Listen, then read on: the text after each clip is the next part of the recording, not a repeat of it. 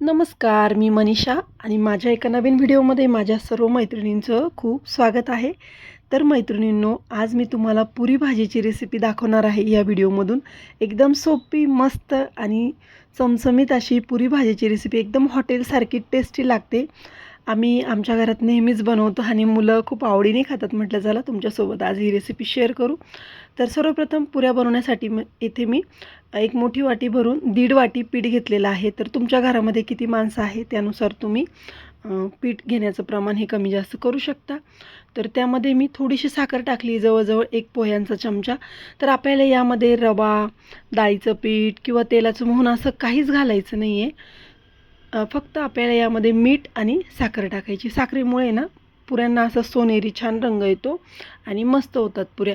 जर तुम्हाला अशा कडक पाहिजे असतील थोड्या क्रिस्पी, तर तुम्ही यामध्ये रवा घालू शकता, पण मी नाही घातला कारण आम्ही अशाच पद्धतीने बनवतो पुऱ्या. छान होतात, मस्त टम्म फुगतात. तर हे पीठ आपल्याला आहे ना एकदम घट्ट मळायचं आहे. पातळ किंवा जे आपण नेहमी पोळीसाठी जी कणिक मळतो ना तसं पण नाही मळायचं, त्याहीपेक्षा घट्ट मळायचं. आणि हेच एक रिझन आहे की त्यामुळे आपल्या पुऱ्या ह्या एकदम कमी तेलकट होतात, टम्म फुगतात आणि जास्त वेळ त्या फुगलेल्याच राहतात. तर ह्याच कारणामुळे की तुम्ही पीठ हे एकदम घट्ट मळा. तर एकदम घट्ट मळलं आहे मी, खूप थोडं थोडं पाणी टाकूनच मी हे पीठ घट्ट मळलं आहे.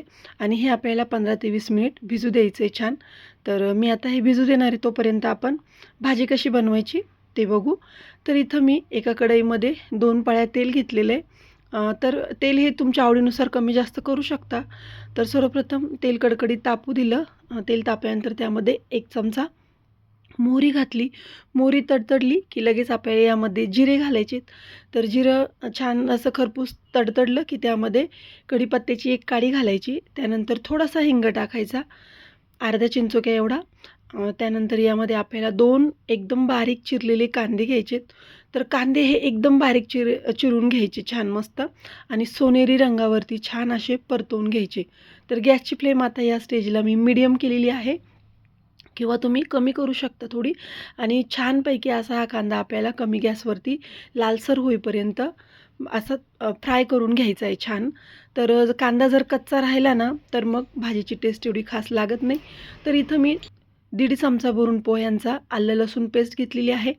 आलं लसूण पेस्ट पण मी आता यामध्ये ॲड केली आहे, पण ते ॲड करतानाचा जो व्हिडिओ आहे तो माझ्याकडनं स्किप झाला.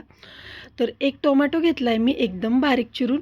तर टोमॅटो पण आपल्याला एकदम बारीक असा चिरून घ्यायचा आहे. कांदा, टोमॅटो हे एकदम बारीक चिरायचं रिझन असं की आपली जी ग्रेव्ही आहे ती एकदम छान अशी मस्त होते. मग पाणी एकीकडे आणि कांदा, टोमॅटो एकीकडे असं होत नाही. तर आता मी यावरती गॅस कमी करून झाकण ठेवलं आहे आणि छानपैकी आपल्याला टोमॅटो आणि कांदा असा थोडा वेळ शिजू द्यायचा आहे किंवा तेल हे त्यापासून सेपरेट होऊ द्यायचं आहे. तर कमी गॅसवर आपल्याला 2 ते 3 मिनिट आपल्याला हे छान असं होऊ द्यायचं आहे, शिजू द्यायचं आहे. तर हे 3 बटाटे घेतलेले आहेत मी. तर तुम्ही तुमच्या घरामध्ये किती माणसं आहे त्यानुसार हे सर्व प्रमाण कमी जास्त करू शकता. तर बटाटे आपल्याला हातानेच कुस्करून घ्यायचे. तर हाताने कुस्करल्यामुळं काय होतं, ग्रेव्ही ना आपली एकदम अशी थिक होते आणि छान मस्त असा थिकनेसपणा ग्रेव्हीला येतो आणि चव पण छान लागते. तर इथं मी 1 चमचा भरून लाल तिखट टाकलेलं आहे. त्याचबरोबर इथं मी 1 चमचा भरून हळद टाकलेली आहे.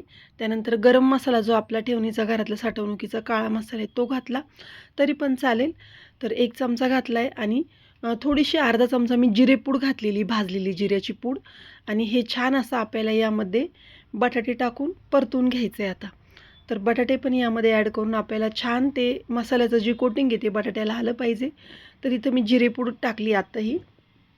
शक्यतो भाजलेल्या जिऱ्याची पूड टाका आणि कच्ची टाकली तर मग तेलात टाका, म्हणजे तिचा छान फ्लेवर या भाजीला येतो.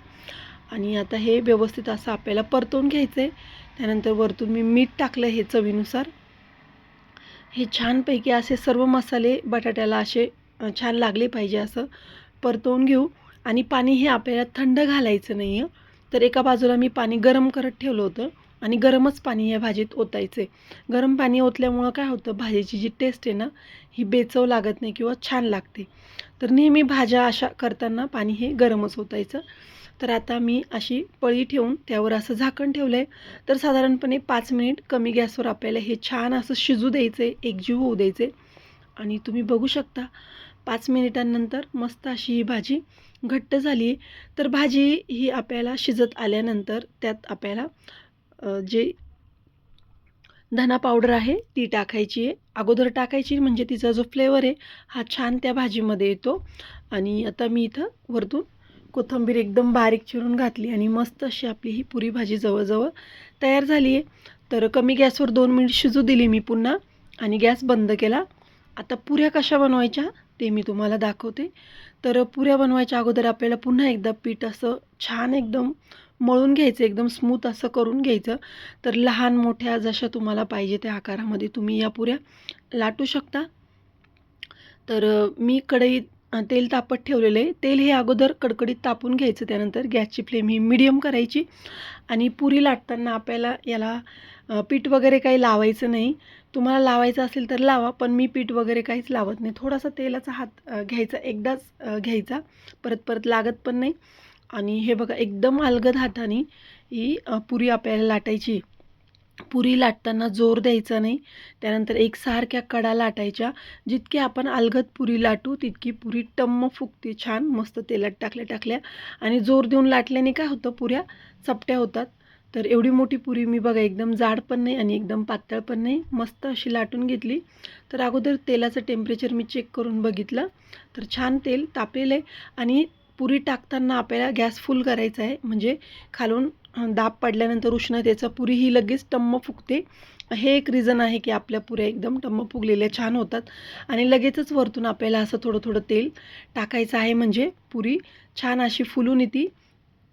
पुरी तेलात टाकल्यानंतर खालून गॅस फुल करायचा, त्यानंतर पुन्हा कमी करायचा. पूर्ण पुरी छान लाल होऊ द्यायची एक बाजू आणि मगच पलटवायची. कारण कसं आहे, आपण सारखं सारखं पुरीला डिस्टर्ब केलं किंवा झाऱ्या जर लावला तर होल पडण्याची शक्यता असते आणि मग त्यामध्ये तेल जिरतं. तर असं न होऊ देता एकदम अलगद आपल्याला 2दाच पुरी पलटवायची. एकदा एक बाजू पूर्ण तांबूस लाल करून घ्यायची, त्यानंतर दुसरी बाजू छान अशी तांबूस लाल करून घ्यायची आणि पुऱ्या काढून घ्यायच्या. तर बघा मस्त टम्म अशा या पुऱ्या फुललेल्या आहेत आणि खूप वेळ या अशाच फुगलेल्या राहतात. तर या पद्धतीने मी सर्व पुऱ्या या बनवून घेतलेल्या आहेत आणि मस्त अशी ह्या पुरी आणि भाजीचा बेत आजचा आम्ही आखलेला आहे. तर तुमच्याकडे पाहुणे येणार असले किंवा काही, तर रोज रोज तेच खाऊन कंटाळा येतो भाज्या, तर असं आठवड्यातून एखाद्या 2 वेळेस आपण हा पुरी भाजीचा बेत आखू शकतो. तर त्यासोबत श्रीखंड वगैरे आणलं की छान असा हा बेत होऊन जातो. तर फ्रेंड्स, व्हिडिओ आवडला असेल तर लाईक करा, शेअर करा आणि प्लीज माझ्या चॅनलला सबस्क्राईब करा. तर पुन्हा भेटूया एका छानशा रेसिपीसोबत. धन्यवाद अँड बाय बाय.